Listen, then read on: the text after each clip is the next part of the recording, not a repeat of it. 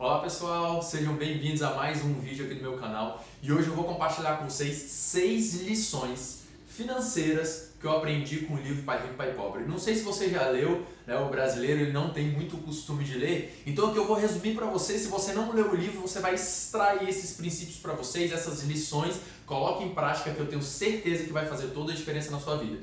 Então vamos lá, vamos para a primeira lição. Não faça parte da corrida dos ratos. O que é isso? O que o Robert Kiyosaki, que é o autor desse livro, ele fala sobre a corrida dos ratos? Ele fala o seguinte, que o trabalhador, ele está numa corrida dos ratos. Lembra aquele ratinho que fica correndo dentro da gaiola e tem aquele círculo lá que ele corre, corre, corre e não sai do lugar? Exatamente, a corrida dos ratos é isso. E aí ele traz essa metáfora para a nossa vida financeira. Quantas pessoas estão na corrida dos ratos financeira? Como que funciona isso? Você já viu provavelmente aquele ditado que diz assim: quanto mais eu ganho, mais eu gasto? Já viu essa história? Isso é a corrida dos ratos. Ou seja, você precisa interromper esse fluxo. Não sei se você já percebeu, algumas pessoas elas acabam ganhando, às vezes um aumento salarial, ou ganham mais dinheiro, e inevitavelmente elas aumentam também os gastos. Então, de repente, ela quer um apartamento maior, talvez ela quer trocar de carro, ela começa a utilizar roupas mais caras, sem perceber que ela está entrando nesse processo. E sabe o que é interessante? A mente humana, ela fica acreditando que um aumento salarial ou um aumento dos ganhos vai resolver a situação. Mas se você está nesse ciclo, acredite, não vai resolver. Porque é exatamente a materialização dessa crença, desse comportamento, de quanto mais você ganha, mais você gasta. Então o Robert Kiyosaki no livro ele fala de uma maneira muito clara a importância de você interromper esse fluxo. Gustavo, como que eu interrompo isso? Tem um pontozinho que é muito interessante, que é assim, quanto mais você ganhar, por um momento da sua vida, talvez alguns anos, você entra num processo chamado de simplificação. Você simplifica o seu padrão de vida para que sobre, né, para que você tenha uma margem maior e possa investir esse dinheiro. Eu vou falar aqui nas outras lições, mas essa primeira lição é: não faça parte da corrida dos ratos. Quebre esse ciclo de quanto mais você ganha, mais você gasta. Ele vai custar caro lá na frente na sua vida. Okay? Essa é a primeira lição. A segunda lição, que ele fala que até uma das formas de quebrar essa corrida dos ratos é: estude continuamente. Estude sempre. Só que assim, aqui ele fecha um pouco mais. Quantas vezes você já estudou sobre finanças pessoais? Se eu olhar na sua última semana, vamos ser muito sinceros, quanto tempo você investiu para desenvolver a sua gestão financeira pessoal? Faz essa análise. Você lê livros sobre finanças? Você tem buscado esse conhecimento? Porque nós vivemos num modelo capitalista. O dinheiro ele está circulando, esse jogo do capitalismo ele está acontecendo. Então você tem dedicado tempo a desenvolver e conhecer as regras desse jogo? Então lá no livro, uma das lições que eu tirei muito grande, que ele fala: olha, invista em seminários, em cursos, em mentorias, leia bons livros, estude continuamente. E claro, dentro do seu estudo, talvez para a sua área, enfim, eu não sei se você é um médico, se você é um empresário, se você é um advogado, se você é um colaborador de uma empresa, insira sempre estudar, além da sua profissão, para a vida financeira. E nós já sabemos disso, as escolas não ensinam isso. Quer dizer, não ensinavam. Hoje eu tenho visto algumas escolas que já tem, né, disciplinas de educação financeira. Então as escolas não ensinavam. Talvez eu sou produto disso e você também. Então estude sempre, estude continuamente. Essa é a segunda lição que eu tirei. A terceira lição, que é muito importante, é: comece cedo e aproveite seu tempo.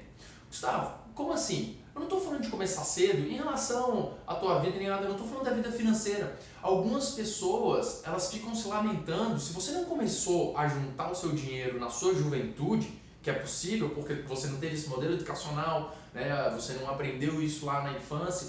Se você não começou cedo, olha, deixa eu te falar, pare de se lamentar e comece o quanto antes. Comece agora mesmo, não perca tempo em relação a isso. É de extrema importância começar o mais cedo possível. Se você não começou na juventude, o mais cedo possível quando que é? É agora. Então abra sua conta numa corretora, numa XP, na Vitrio, enfim, na Rico, enfim, qualquer corretora que você possa investir e comece o quanto antes a juntar, a criar aí a sua liberdade financeira, a sua aposentadoria, enfim, o nome que você quiser chamar, isso aí, mas o mais importante, comece. E se você é jovem, se você está na sua juventude, comece o quanto antes também. Comece agora, porque lá na frente vai fazer a diferença, 10 anos, 20 anos, nós sabemos a importância da continuidade de você juntar o seu dinheiro e investir o seu dinheiro, ok?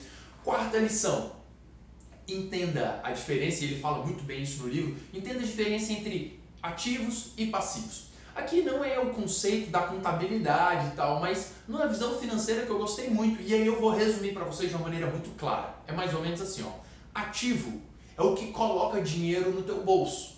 De certa forma é o que gera fluxo de caixa para você, ele usa esse termo lá. E passivo é o que tira o dinheiro do seu bolso, que não gera o fluxo de caixa. Então olha só, lembrando lá da primeira lição, a corrida dos ratos, por exemplo, as pessoas começam a gastar mais em coisas que não geram fluxo de caixa. As pessoas acabam gastando dinheiro com passivos, comprando um carro melhor, às vezes um apartamento maior, de moradia, roupas, enfim, existem várias formas das pessoas estarem gastando esse dinheiro com passivos. Então ele fala que você tem que ter muito claro, e isso é uma das regras do jogo, entender muito claro qual é a diferença entre ativo e passivo. E aí eu vou te perguntar, vamos lá, você comprou um carro hoje, nessa visão financeira, isso é um ativo ou um passivo?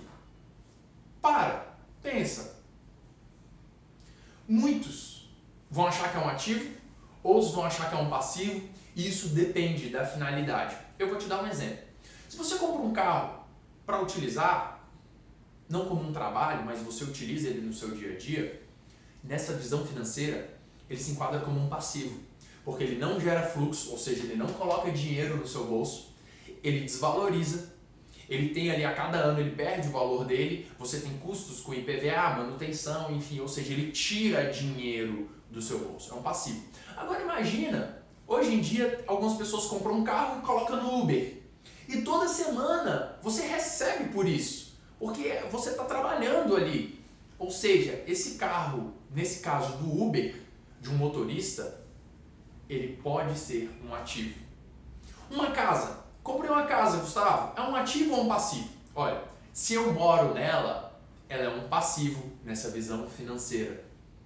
Assim como o Robert Kiyosaki traz no livro. Ele é um passivo por quê? Eu vou gastar com IPTU, eu vou gastar com manutenção, ou seja, isso tira dinheiro do meu bolso. Agora, se de repente você comprou um imóvel pequeno e alugou e todos os meses você recebe aquele aluguel, por exemplo, esse apartamento ele é um ativo.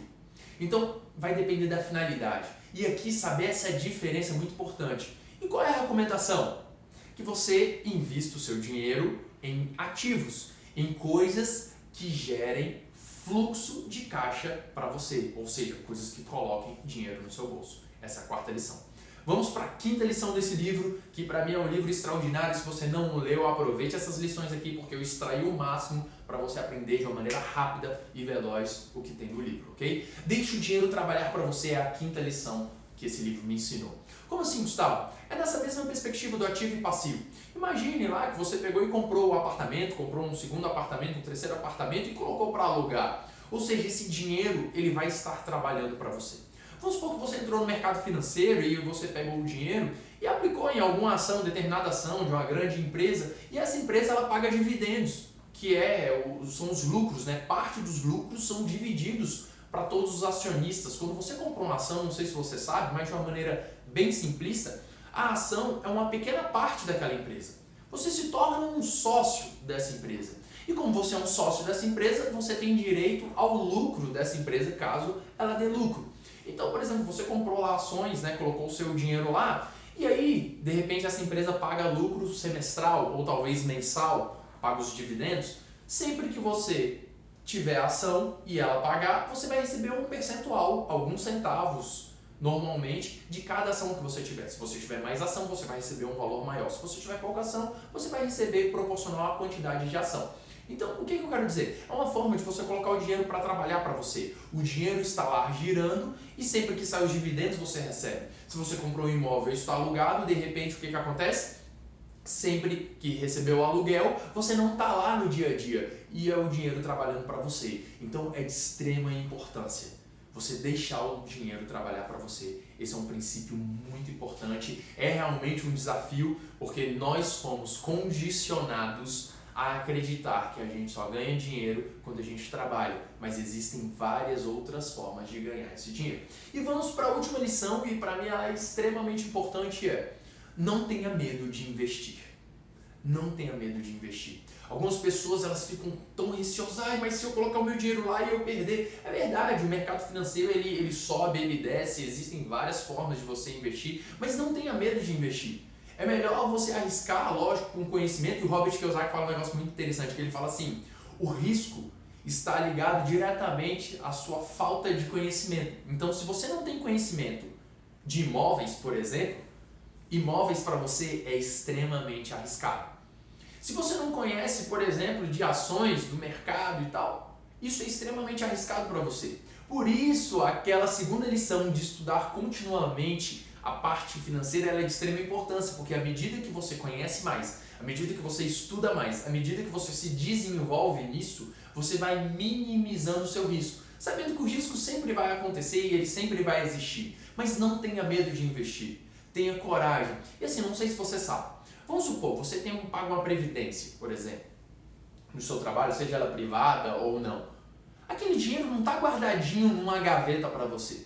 Aquele dinheiro está sendo investido em outro lugar e essa empresa está pegando e colocando em outro lugar. Muitas vezes elas acabam investindo no próprio governo, né?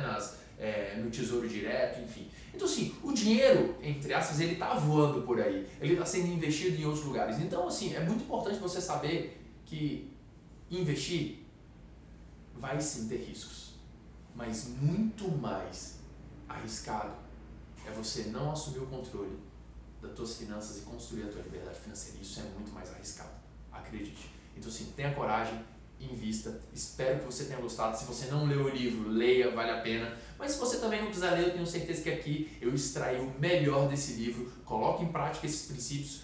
Starta para esses princípios, anota, coloque em prática porque isso vai fazer toda a diferença. Se você gostou, envie esse vídeo aí para outras pessoas. Espero que você tenha gostado. Um beijo no seu coração e até a próxima.